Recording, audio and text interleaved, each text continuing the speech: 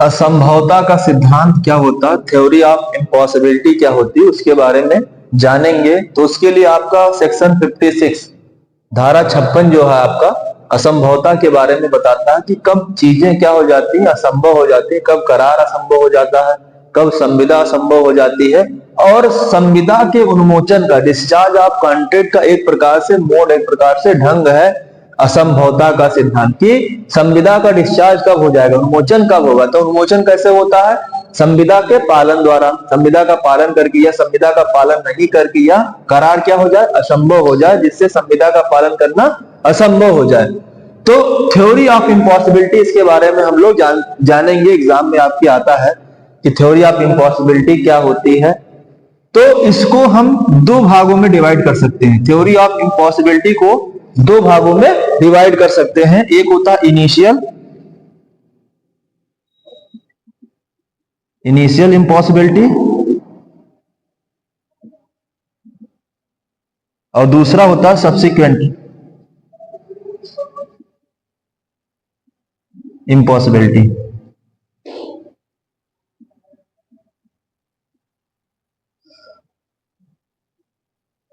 Impossibility initial का मतलब होता है प्रारंभिक असंभवता। प्रारंभिक, प्रारंभ से ही क्या हो गया है, असंभव हो गया। दूसरा आपका होता है सब्सिक्वेंटली, पश्चातवर्ती।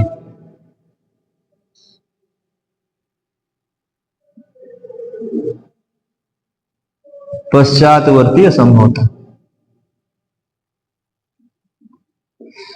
इनिशियल इम्पॉसिबिलिटी क्या होती है, प्रारंभिक असंभवता क्या होती है। तो प्रारंभिक असंभवता उसे कहते हैं जो इनिशियल स्टेज पर भी क्या हो जाता है, एग्रीमेंट इम्पॉसिबल हो जाता है। यहां पर क्या होता है, जो संविदा की गई थी, संविदा के करने से पहले ही करार क्या हो गया है, करार असंभव हो गया है, तो उसको बोलते हैं प्रारंभिक असंभवता।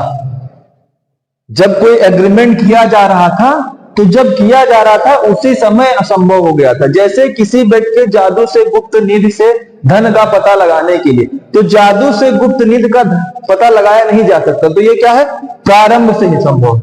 या मान लेते हैं कि ए ने बी से शादी करने के लिए कहा और बी शादी करने से पहले ही पागल हो चुका है, तो ये क्या है, प्रारंभिक असंभवता है। जब शादी करने से पहले ही वो क्या हो गया है, मर गया है, तो यह पागल हो गया, तो यह क्या हो जाएगा, असंभव हो जाएगा।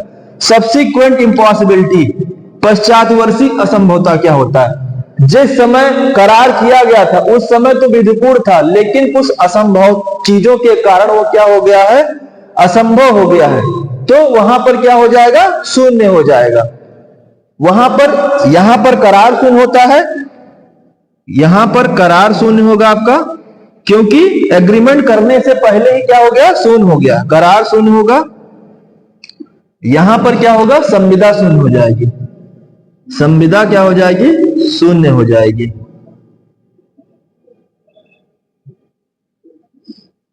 तो इसको सबसे पहले किस केस में, तो इंग्लिश केस जो है, टेलर बनाम कैडवेल। कौन से केस में, टेलर बनाम कैडवेल में।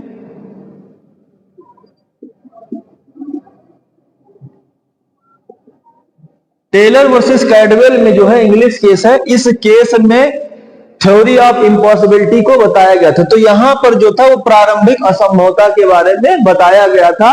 तो यहां पर प्रारंभिक असंभवता किस वजह से था, करार की वजह से नहीं था, प्रतिफल वास्तविक नहीं था, किस वजह से क्या था, वह शून्य होता है, करार क्या होता है, शून्य होता है। तो टेलर बनाम कैडवेल में जो है इसको परिभाषित करने के लिए प्रयास किया गया है। उसके बाद आता है कि असंभवता के आधार क्या होते हैं, कौन कौन से आधार हैं जिस पर असंभवता हो सकती है। तो पहला है कि असंभवता के आधार बेस क्या है, इम्पॉसिबिलिटी का बेस क्या है। तो पहला क्या हो जाता है, पहला आपका आ जाएगा किसी पक्षकार की मृत्यु या क्षमता, किसी पक्षकार की मृत्यु या अक्षमता। तो अगर किसी पक्षकार की मृत्यु हो जाती है किसी पक्षकार की मृत्यु हो जाती है या किसी कारण से अपने को निर्योग हो जाता है तो वो क्या हो जाएगा, असंभवता हो जाएगा, असंभव हो जाएगा, क्योंकि इस व्यक्ति की क्या हो गई, मृत्यु हो गई है। तो इसमें रॉबिन्सन बनाम डेविन्सन का केस है, रॉबिन्सन वर्सेस डेविन्सन। जैसे कोई ऐसी संविधान है या कोई ऐसे एग्रीमेंट है जो किसी व्यक्तिगत कौशल पर आधारित है, उसके कुशल पर आधारित है, जैसे मान लेते हैं गाना गाना है या किसी से विवाह करना है या लेख लिखना है, कोई राइटिंग करना है, तो वहां पर क्या हो जाएगा, अगर उस पक्षकार अक्षम हो जाता है तो वहां पर क्या हो जाएगा, असंभव हो जाएगा। अगर उसकी मृत्यु हो जाएगी तो असंभव हो जाएगा, क्योंकि वह पक्षकार है ही नहीं जो उसका पालन कर सके। तो ये हो गया आपका किसी पक्षकार के मृत्यु होने पर। दूसरा है किसी विशेष घटना के विषय वस्तु का नष्ट हो जाने पर, विषय वस्तु के नष्ट हो जाने पर, नष्ट हो जाने पर वह विषय वस्तु ही नष्ट हो गई, जिस लिए एग्रीमेंट किया गया था वह वस्तु ही नहीं बची। तो ये जो आपका केस है टेलर बनाम कैडवेल, टेलर बनाम कैडवेल, ये विषय वस्तु के नष्ट होने से ही संबंधित था। इस केस में क्या हुआ था कि वादी ने जो है म्यूजियम हॉल किराए पर लिया हुआ था, म्यूजियम हॉल उसने किराए पर लिया हुआ था और बाद में क्या हो गया कि म्यूजियम हॉल में आग लग गई, म्यूजियम हॉल में आग लग गई। तो आग लगने से क्या हो गया, वह चीज असंभव हो गई। भाई म्यूजिक हॉल उसने लिया था और म्यूजिक हॉल में गाना गाने के लिए उसने लिया, अब आग लग गई तो क्या हो गया, वह चीज असंभव हो गई, क्योंकि वो गाना नहीं गा सकता था। तो विषय वस्तु के नष्ट हो जाने पर, जो विषय वस्तु था उसके नष्ट होने पर क्या हो जाएगा, असंभव हो जाएगा, संविदा शून्य हो जाएगी। तो ये आपका टेलर बनाम कैडवेल, टेलर वर्सेस कैडवेल। उसके बाद आता है किसी विशेष घटना के घटित न होने पर। तीसरा आपका आ जाएगा किसी विशेष घटना के, विशेष घटना घटित न होने पर। जिस घटना के लिए कोई चीजें ली गई हैं वह घटना का घटित न होना।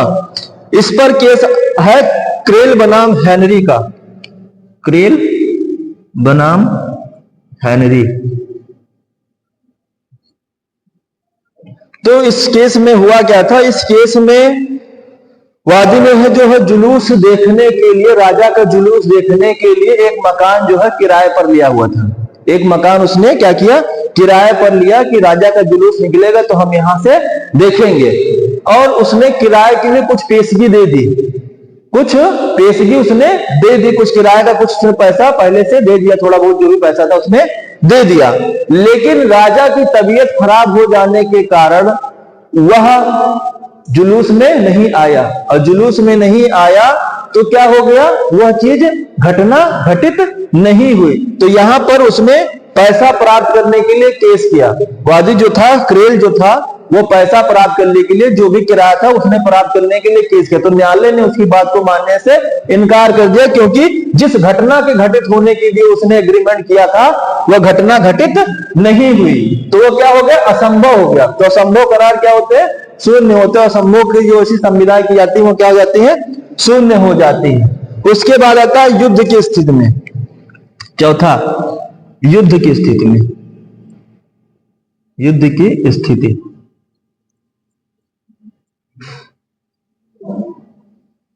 युद्ध के दौरान मान लेते हैं कि कोई व्यक्ति जो था, नागरिक था, और युद्धरत राज्यों के बीच एक एग्रीमेंट किया गया कि जो है हम आपके बीच एक समझौता करेंगे। बाद में क्या हो गया, किसी कारणवश युद्ध स्टार्ट हो गया। तो युद्ध स्टार्ट होने पर क्या हो गया, असंभव हो गया। भाई जो एग्रीमेंट किया गया था दोनों देशों, दोनों नागरिकों के और युद्धरत राज्यों के बीच जो समझौता किया गया था, वह युद्ध स्टार्ट होने के कारण क्या हो गया, वह असंभव हो गया। लेकिन वह पूर्ण रूप से असंभव नहीं होता। अगर युद्ध समाप्त हो जाता तो फिर क्या हो जाएगा, वो फिर चालू हो जाएगा। लेकिन अगर किसी विदेशी शत्रु के साथ ऐसा एग्रीमेंट किया गया था तो वह वाइड हो जाएगा। क्या हो जाएगा, शून्य हो जाएगा। या मान लेते हैं कि कोई सरकारी, अब इसमें नेक्स्ट आपका है, कोई सरकारी हस्तक्षेप कर रहा है। अगर सरकार की कोई संविधाएं की गई है सरकार के साथ, तो वह क्या हो जाते हैं, अगर वह अस्थायी रूप से, अगर अस्थायी रूप से उस संविदा का पालन नहीं हो पा रहा है, जैसे सत्यव्रत घोष बनाम मंगरी राम बांगुर का केस है। सत्यव्रत घोष बनाम मंगनी राम बांगुर, कहीं कहीं लिखा होगा, कहीं कहीं नहीं लिखा होगा। सत्यव्रत घोष बनाम मंगनी राम के केस में क्या हुआ था, अस्थायी हस्तक्षेप किया गया था। अगर वो हस्तक्षेप सरकार के द्वारा पूर्ण रूप से किया गया है, अगर सरकार ने किसी की जमीन ले ली पूर्ण रूप से, तो उसको बोलते हैं कि पूर्ण हस्तक्षेप किया गया। लेकिन अगर अस्थायी हस्तक्षेप किया है तो वहां पर करार शून्य नहीं होगा। तो इसमें हस्तक्षेप किया गया था सरकार के द्वारा, जो है इसमें अस्थायी हस्तक्षेप हुआ था, पूर्ण रूप से हस्तक्षेप नहीं किया गया था। तो ये आपके जो है आधार है।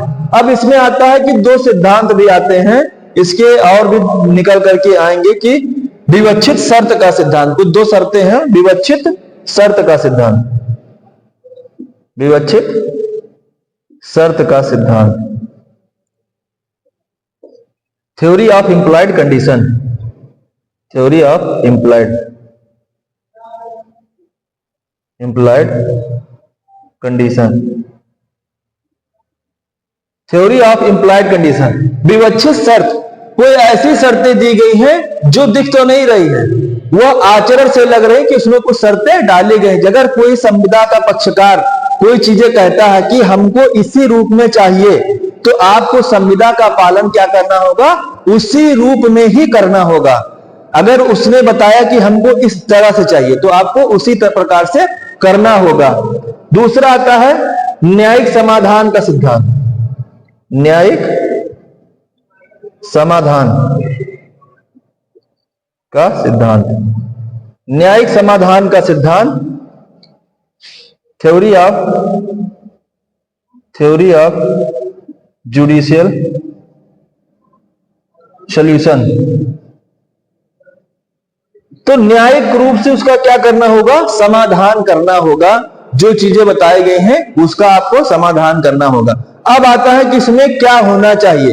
अगर कोई ऐसी संविदा की गई थी, अगर कोई ऐसी चीजें की गई थी, अगर आप उसको रोक सकते थे, अगर आपके कंट्रोल में था, उस चीज को रोक सकते थे, तो वहां पर असंभवता का सिद्धांत लागू नहीं होगा, क्योंकि आपके द्वारा उसको क्या किया जा सकता था, रोका जा सकता था। कोई घटना इस प्रकार होनी चाहिए जो आपके नियंत्रण में नहीं है।